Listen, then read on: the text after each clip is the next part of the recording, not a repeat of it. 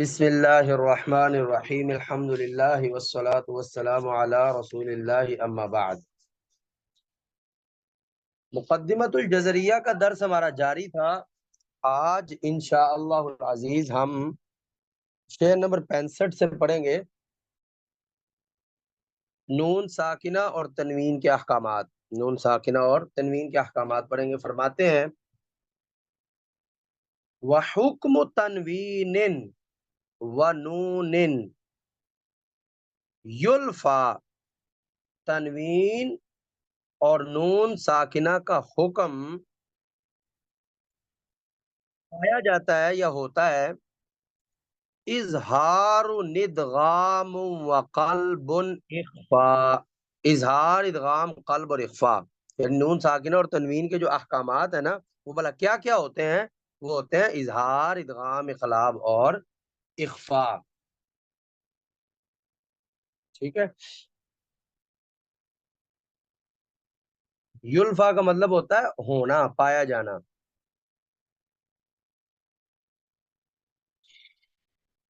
چلے اب وہ تفصیل سے اب بتائیں گے، جیسا کہ پہلے انہوں نے لفظ اظہار بولا ہے تو اظہار کا اب حکم بتائیں گے۔ فرماتے ہیں فَعِندَ حرف الحلق، حروف حلقی کے پاس، یعنی نون ساکن و تنوین کے بعد حروف حلقی آئے ہو، یعنی ان حروف حلقی سے پہلے نون ساکن یا تنوین آیا ہو تو اظہر، آپ اظہار کریں۔ نون ساکن و تنوین کے بعد حروف حلقی آئے ہوں تو آپ اظہار کریں۔ آگے فرماتے ہیں وَدَّغِمْ، اور آپ ادغام کریں فی اللام والراء، جب نون ساکن اور تنوین کے بعد لام اور را آیا ہو۔ جب لام اور را آیا ہو تو پھر آپ ادغام کریں لا بغنۃ اللازم، جو غنے کے ساتھ لازمی نہیں ہے، جو غنے کے ساتھ لازم اور ضروری نہیں ہے، بلکہ ترک کے اعتبار سے آپ لوگوں نے خود دیکھ لینا ہے کہ غنہ ہو رہا ہے یا نہیں ہو رہا، یعنی غنہ ہو بھی سکتا ہے اور غنہ نہیں بھی ہو سکتا، دونوں چیزیں صحیح ہیں، لیکن وہ آپ نے خود دیکھ لینا ہے کہ آپ کس طریق سے پڑھ رہے ہیں۔ اگر اس طریق میں غنہ ہے تو آپ غنہ کریں گے، اگر غنہ نہیں ہے تو آپ غنہ نہیں کریں گے، یعنی یہ کوئی لازمی نہیں ہے غنے کے ساتھ۔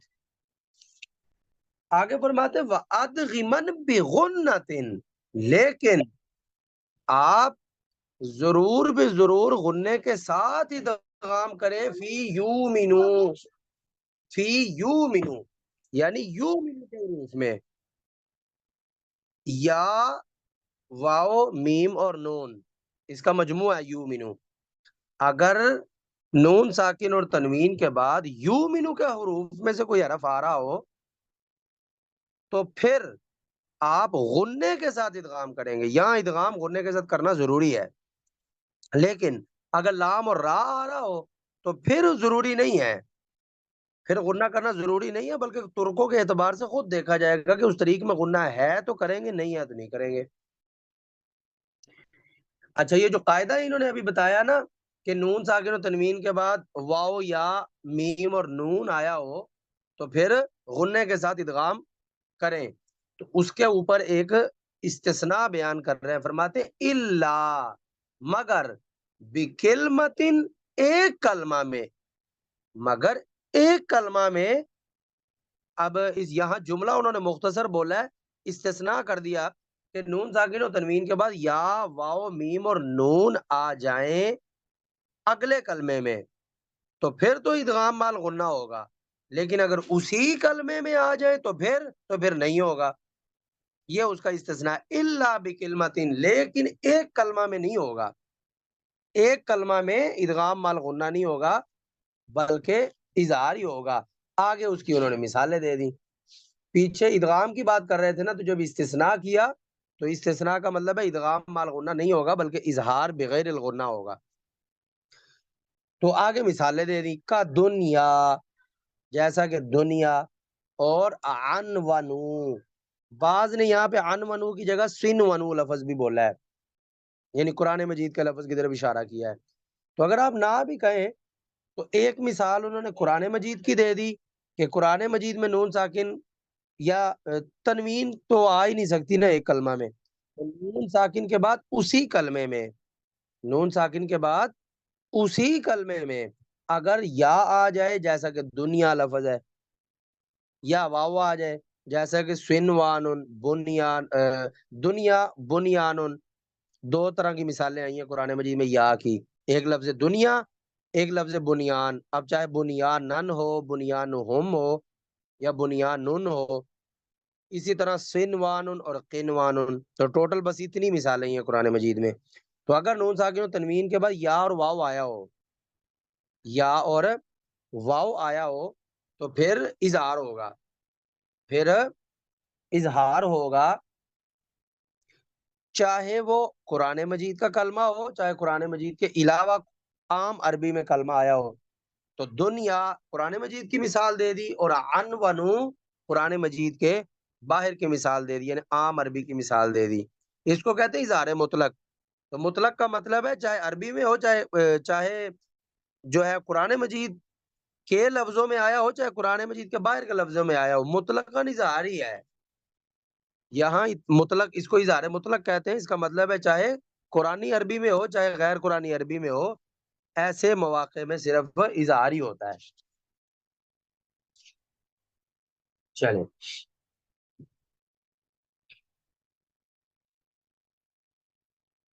अच्छा वैसे कुरान मजीद में तो लफ्ज वाव और या ही आया है बस।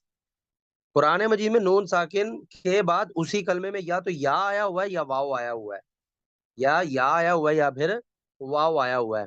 लेकिन नून साकिन के बाद अगर नून आ जाए तो वो मिसलैन के तौर पर इदगाम होगा।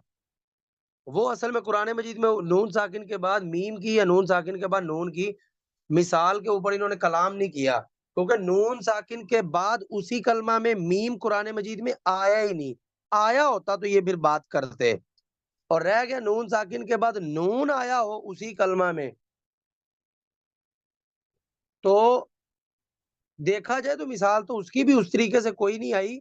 लेकिन अगर बारीकी में जाके अगर कोई देखना चाहे कि इदगाम तो फिर भी हुआ है, तो वो नून का नून में मिसलैन के तौर पे होगा। मिसलैन का तो इदगाम होता ही होता है, उस पर तो सवाल सिरे से नहीं हो सकता। हाँ ये हो सकता है नून साकिन के बाद मीम आए तो फिर होगा कि नहीं होगा। मीम आया ही नहीं कुरान मजीद में, आया होता तो उसमें भी इदगाम या इज़हार की बहस होती। वैसे आम अरबी में देखें तो हमें शायरी में कुछ मिसालें मिलती हैं कि नून साकिन के बाद मीम आया हो तो इदगाम होता है, जैसा कि मुतनब्बी के एक शेर में भी है। तो बहरहाल नून साकिन और तनवीन के बाद वाव और या कुरान मजीद में आया, तो लिहाजा हम सिर्फ इसी पर बहस करेंगे, और उसमें सिर्फ इजहार होगा, उसमें सिर्फ इजहार होगा। नून साकिन के बाद नून उसी कलमे में, या नून साकिन के बाद मीम उसी कलमे में आया ही नहीं कुरान मजीद में। चले आगे तीसरा हुक्म बयान करते हैं, वल कल्बु इंदल बा। नून का बदलना, नून साकिन और तनवीन का बदलना, इंदल बा, बा में, बा के पास, यानी नून साकिन और तनवीन के बाद बा आया हो, उन्नतिन गुन्ने के साथ है। ये गुन्ने के साथ है। नून साकिन और तनवीन का बदलना बा के पास गुन्ने के साथ है। अच्छा यहाँ इमाम जजरिया रहमा ने कैद नहीं लगाई कि किस चीज के साथ इसको बदलना है। नून साकिन और तनवीन को बदलना है तो आखिर बदलना किस चीज के साथ है, इसकी कोई कैद नहीं लगी हुई। तो देखा जाए तो कैद लगाने की जरूरत भी नहीं थी। एक मशहूर बात थी कि नून जो है मीम से बदला जाता है, नून मीम से बदला जाता है, तो शोहरत की बिना पर उसकी कैद नहीं लगाई। वैसे अगर आप लोग ये सवाल करना चाहें कि नून साकिन और तनवीन के बाद बा आ जाए तो नून को सिर्फ मीम से ही क्यों बदलते हैं, सीन से बदल दो, शीन से बदल दो, दाल से बदल दो, मीम से क्यों बदलते हैं? इसकी वजह यह है कि मीम सिफत के एतबार से जो है नून के साथ ताल्लुक रखता है, और मखरज के एतबार से बा के साथ ताल्लुक रखता है। मजीद ऐसा कोई हरफ नहीं है जो नून के साथ भी ताल्लुक रखता हो, बा के साथ भी ताल्लुक रखता हो। तो लिहाजा नून को ऐसे हरफ से बदला जो नून के साथ भी ताल्लुक रखता है और बा के साथ भी ताल्लुक रखता है, तो वो सिर्फ मीम ही था। तो लिहाजा नून साकिन और तनवीन के बाद बा आ जाए तो उसको गुन्ने के साथ आप बदलें। आगे कहते हैं कजा। اب یہ قضا کا مطلب ہے اسی طرح کا مطلب کیا ہے؟ غنہ، اسی طرح غنہ کریں، اسی طرح کا مطلب ہے کہ آپ اسی طرح غنے کے ساتھ الاخفاء، نون ساکن اور تنوین کا اخفاء، لدا باقی الحروف، اگر باقی حروف آئے ہوں، اخیزا، اختیار کیا گیا ہے، یعنی نون ساکن اور تنوین کے بعد حروف حلقی، حروف یرملون اور با کے علاوہ کوئی اور حرف آ جائے تو اسی طرح غنے کے ساتھ اخفاء اخیزا اختیار کیا گیا ہے، پڑھا گیا ہے، یعنی نون ساکن اور تنوین کے بعد 15 حروف اخفاء آ جائیں تو پھر اخفاء ہوگا۔ ایک با نکل گیا اور 6 حروف یرملون نکل گئے، 6 حروف حلقی نکل گئے تو 13 ہو گئے، اور نون ساکن اور تنوین کے بعد الف ویسے ہی نہیں آتا، تو لہذا نون ساکن اور تنوین کے بعد کا الف بھی نکل گیا، تو ٹوٹل کتنے حروف ہو گئے؟ 14۔ تو 14 حروف نکل گئے تو باقی 15 حروف بچے، تو نون ساکن اور تنوین کے بعد 15 حروف اخفاء آ جائیں تو نون ساکن کو اخفاء کے ساتھ پڑھیں گے اور یہاں بھی غنہ ہوگا۔ باب المدات، فرماتے ہیں والمد لازم و واجب عطا و جائز، یہ جملہ اس طرح ہے، والمد لازم و واجب و جائز عطا، اور مد جو ہے بطور مد لازم، بطور مد واجب، بطور مد جائز آئی ہے۔ مد جو ہے نا، مد یہ 3 طرح آتی ہے، یا تو مد لازم ہوگی، یعنی اس کا نام مد لازم رکھا ہوگا کسی خاص کیٹیگری میں، یا وہ مد واجب ہوگی، اس کا نام ہم نے مد واجب رکھا ہوا، یا وہ مد جائز ہوگی، اس کا نام ہوگا مد جائز۔ تو 3 طرح کی قسمیں ہیں مدوں کی، مد لازم، مد واجب اور مد جائز۔ اچھا، لگے ہاتھ انہوں نے مد لازم اور واجب جو ہے نا، مد لازم جو ہے اور واجب جو ہے، اس میں تو قصر ہوتا ہی نہیں، اس کو کبھی بھی قصر کے ساتھ پڑھ سکتے ہی نہیں۔ ہاں، جو مد جائز ہے اس میں قصر بھی ہو جاتا ہے، اس میں قصر بھی ہو جاتا ہے، لہذا وہ بتا دیا، کہتے ہیں واہ واہ، اور وہ مد، واہ واہ کی ضمیر جو ہے مد کی طرف جا رہی ہے، اور واہ واہ اور وہ مد وقصر اور قصر دونوں مد جائز میں ثابت ہیں، یعنی مد جو ہے مد لازم میں بھی ضروری ہے، مد واجب میں بھی ضروری ہے، مد جائز میں بھی ضروری ہے، لیکن مد جائز میں قصر بھی ثابت ہے، مد جائز میں قصر بھی ثابت ہے۔ اب وہ آپ کو دیکھنا پڑے گا آپ کون سے طرق کے مطابق پڑھ رہے ہیں، جس طریقے کے مطابق پڑھ رہے ہیں اسی طریقے کے مطابق آپ مد کی مقدار رکھیں گے۔ چلیں، اب پہلے انہوں نے مد لازم کا نام لیا تھا، پہلے مد لازم کی تفصیل بتانے لگے ہیں۔ فرماتے ہیں فلازمن، پس مد لازم یہ ہے کہ ان جا، اگر آئے بعد حرف مد، حرف مدہ کے بعد ساکنو، ساکن، اگر حرف مدہ کے بعد ساکن آئے تو وہ مد لازم ہے۔ اچھا، اب ساکن ہو کس طرح کا، تو ساکن کے بارے میں کہہ رہے ہیں حالینی، ایسا ساکن جو دونوں حالتوں میں ساکن ہو، وقف میں بھی وصل میں بھی۔ تو کہتے ہیں مد لازم یہ ہے کہ اگر حرف مدہ کے بعد ایسا ساکن آئے جو حالین میں ساکن ہے، یعنی وہ وقفن بھی ساکن ہو اور وصلن بھی ساکن ہو، تو ایسی جگہ پر جو مد ہوتی ہے اس کا نام ہے مد لازم۔ وبطول یمد، اور ایسی جگہوں پر طول کے ساتھ مد کیا جاتا ہے، اور ایسی جگہوں پر طول کے ساتھ مد کیا جاتا ہے۔ اب مد لازم کی 4 قسمیں ہیں، بلکہ یہاں پہ دیکھیں اس حساب سے تو انہوں نے مختصراً بیان کیا تو 5 قسمیں ہیں۔ مد لازم حرفی مسکل، کلمی مسکل، مد لازم حرفی مخفف، کلمی مخفف، اور مد لازم لین۔ مد لازم لین کی 5 قسموں کو انہوں نے یہاں پہ بیان کیا ہے، اور 5 کا حکم بتایا کہ طول کے ساتھ مد کیا جائے گا۔ اب یہاں انہوں نے مد لازم لین میں بھی طول کہہ دیا، مد لازم لین میں بھی طول کہہ دیا، تو ترکوں کے اعتبار سے دیکھ، یہ تو انہوں نے ایک چیز بس بیان کر دی کہ مد لازم لین میں یہاں پہ طول بیان کر دیا اتفاقی طور پہ، اور ویسے اگر آپ ترکوں کے اعتبار سے دیکھیں تو جس طریقے کے مطابق آپ قرآن پڑھ رہے ہیں اس میں دیکھ لیں کہ مد لازم لین میں ہوتا کیا ہے، تو لہٰذا وہی آپ کریں۔ قصر والا طریق پڑھ رہے ہیں تو قصر کریں، توسط والا پڑھ رہے ہیں تو توسط کریں، طول والا پڑھ رہے ہیں تو طول کریں۔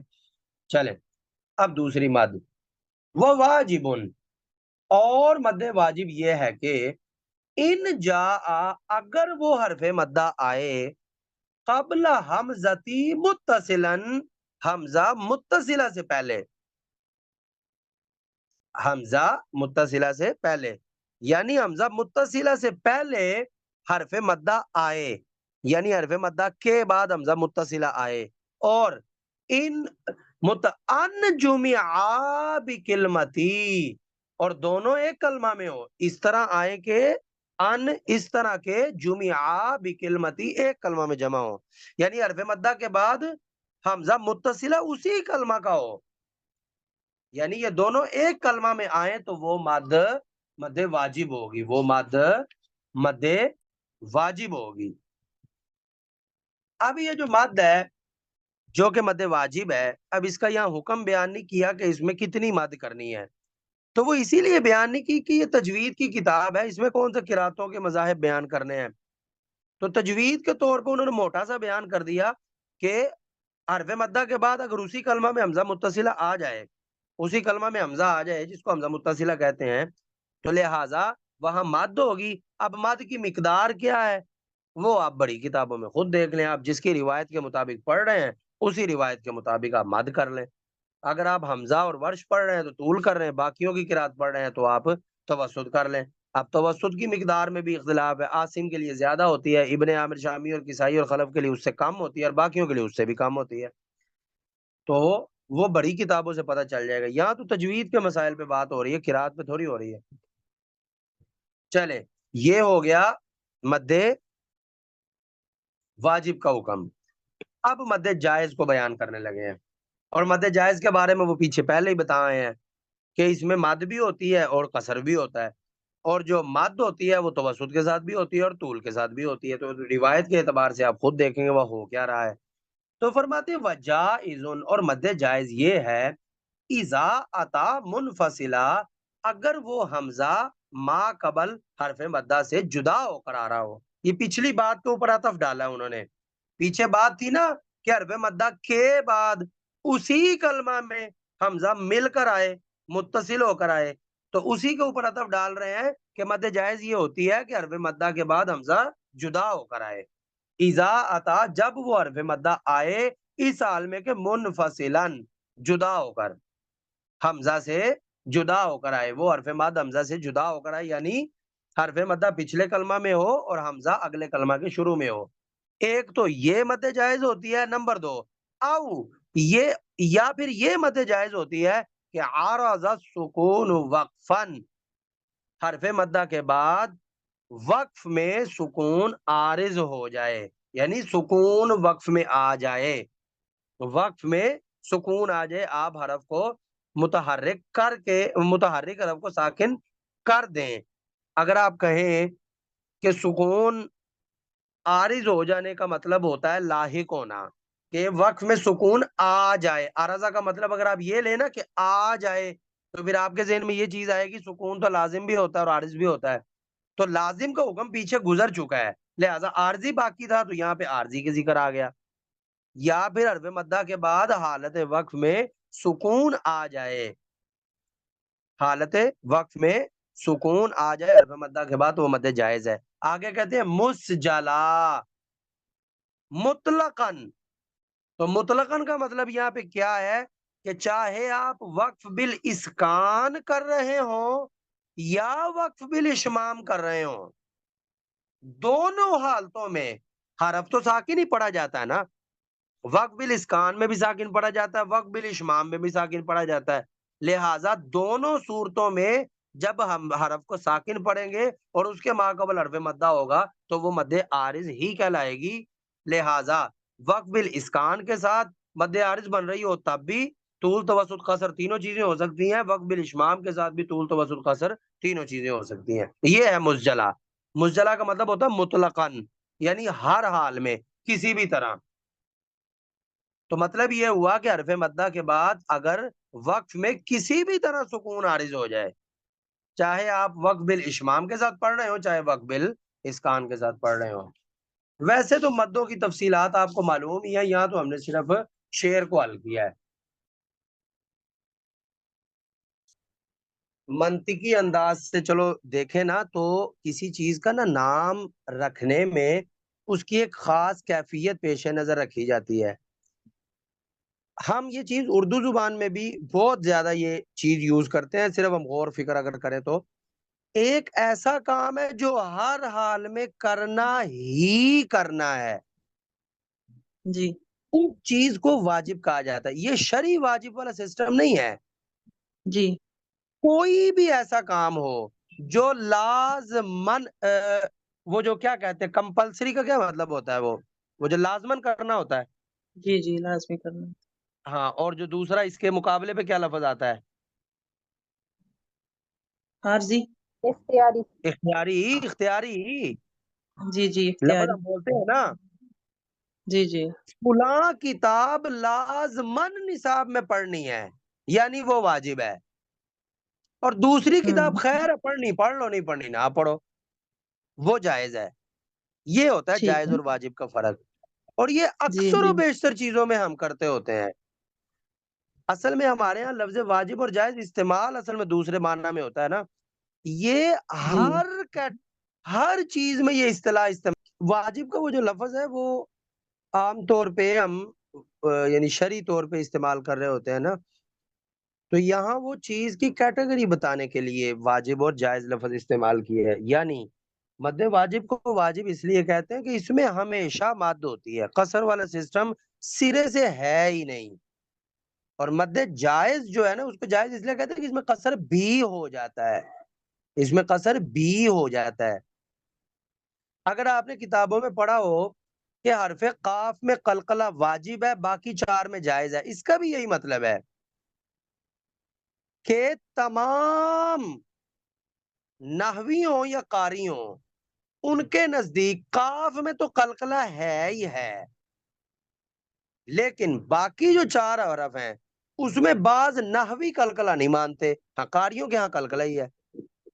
اب یہاں واجب اور جائز کہنے سے کیا بتانا مقصد تھا کہ واجب کا مطلب ہے کہ سبھی مانتے ہیں، قاف کے قلقلے کو سبھی مانتے ہیں.